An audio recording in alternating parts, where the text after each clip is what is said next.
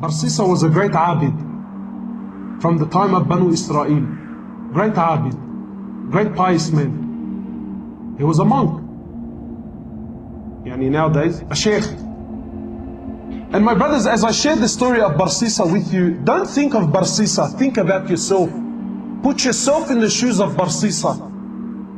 Barsisa was a great scholar, someone who worshipped Allah, very pious. The whole community knew about him. He had his own temple where he worshipped Allah day and night. And three brothers,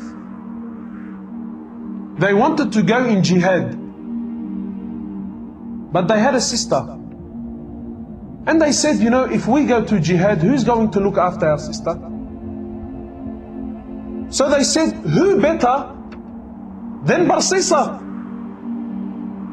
He's a great abid, he fears Allah, everyone, he's of high esteem. Who better than Barsisa to look after our sister? So they came to Barsisa. Now look at the trick of shaitan. Look where it starts, my brother.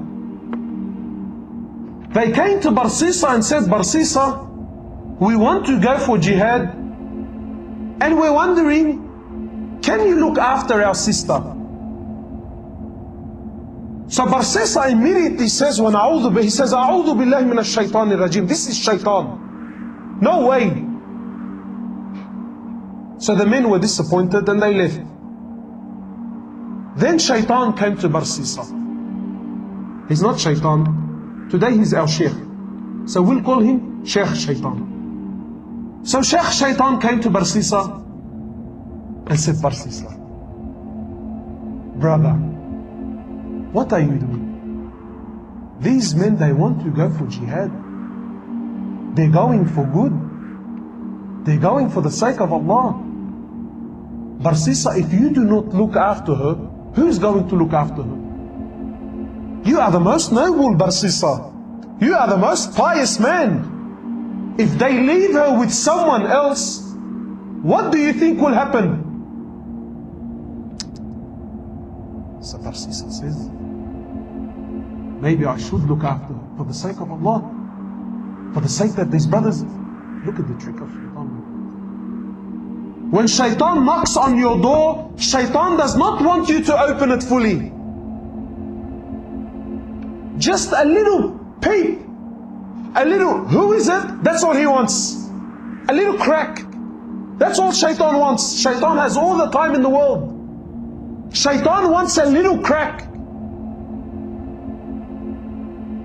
So he calls the brothers back. He says, listen, for the sake of Allah, I will look after your sister, but she will not stay with me. Barsisa was a man who feared Allah. He was a genuine man who feared Allah, my brothers. Now I want you to think about yourself and relate this story to your life. He says, I will not keep your sister with me. She will stay in the house I have at the back of my temple. She will stay there and I will stay here. The brothers agreed. Said, no problem. The brothers went to jihad. And Barsisa would cook some food for her and put the food outside his door and make her come out from her house, come all the way, grab her food and go back.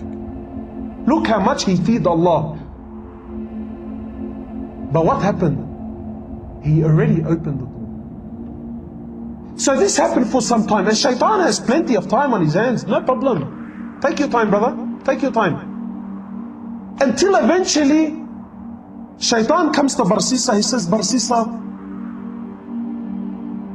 don't you know that when you put the food outside, she has to come from her house, walk all the way to grab her food? And this is a fitna. People can see her. People can see her.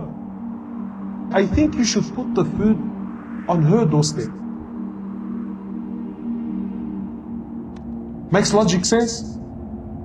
So Barsisa cooks her food, goes to her door, knocks on her door and comes back. After some time, Barsisa, Sheikh Shaitan says to Barsisa, she still has to open her door. the food inside the house. So this happened for some time, and the brothers took long. Now Sheikh Shaitan says to Barsisa, he says, Barsisa, you know, it's been a long time. This woman has no one to talk to, no friend, nobody to socialize. Maybe you should talk to her. Otherwise she will go outside and, Allahu Alam, cause fitna outside.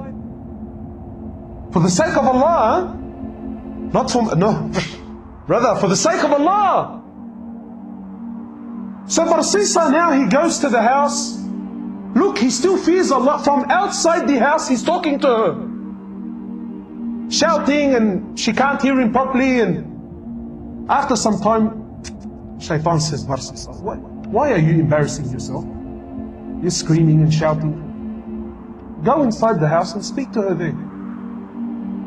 My brothers, after some time, he started speaking to her inside the house. What was a little conversation became a longer one. After talking, now he wants to see. After seeing, he now started to touch. And after touching, the great Barsisa committed zina. How many of us, maybe we have not committed zina, but we fell in the same footsteps of Barsisa. Now he's committed zina. She falls pregnant. She gives birth to a baby boy. And Shaitan now comes to Barsisa, says, Barsisa, bro, if the brothers come back and see this young boy, and you were the one who was responsible for looking after him, how will you explain the boy? Now he's worried. He says, what do I do? He says, Barsisa, you have to kill the boy. You have to get rid of the evidence. So Barsisa kills the boy. What do we have now? Zina and murder. After some time, Sheikh comes back. Says, Barsisa, do you really think she's going to keep quiet about what happened? Do you really think she's not going to tell her brothers about what took place here? He says, what do I do? Kill her too? Zina and double murder. The brothers come back. Barsisa, where is our sister? He says to them, Inna lillahi wa inna ilayhi raji'un. Your sister, she became very ill, and Allah took her life. Barsisa is a great abid, big sheikh. He does not lie. The brothers had no other option. They said, where is she? He showed them a fictitious grave, a fake grave. He said, this is where she is. They made some dua for her and went home. The next morning, one of the brothers, he says, you know, I had a very interesting dream last night.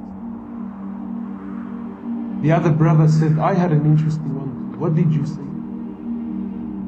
He says, I seen in my dream that our sister was not sick. Rather, she fell pregnant, she had a boy, and her and the kid were murdered. And I seen that she was not buried where he showed us, but she was buried somewhere else. So the other brother says, Zina Ajib, I had the same dream. So they said, both of us cannot be wrong. They went to where they seen in their dream, they dug up that grave there, they found their sister and the baby there. They went back to Barsisa, they said, Barsisa, you lied to us, this is what took place, and now we're taking you to the ruler. Now on the way, Barsisa is looking at himself, he's thinking, how did I get in this mess?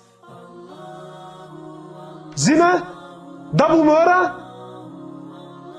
and now I'm going to be executed. So, when they bring him to the ruler, Shaitan comes to Barsisa in the form of man. He says, Barsisa, do you know who I am? He says, no. He says, Barsisa, I am shaitan. And I am the one who caused you all this mess. And I'm also the one that can get you out.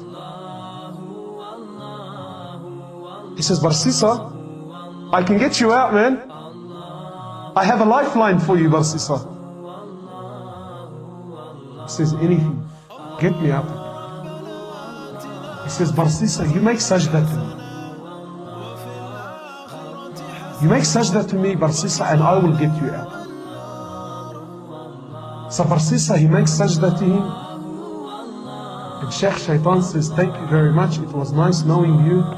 Assalamu alaikum. And shortly after, he was crucified. The last action in his life was what? Shirk, kufr to the highest level.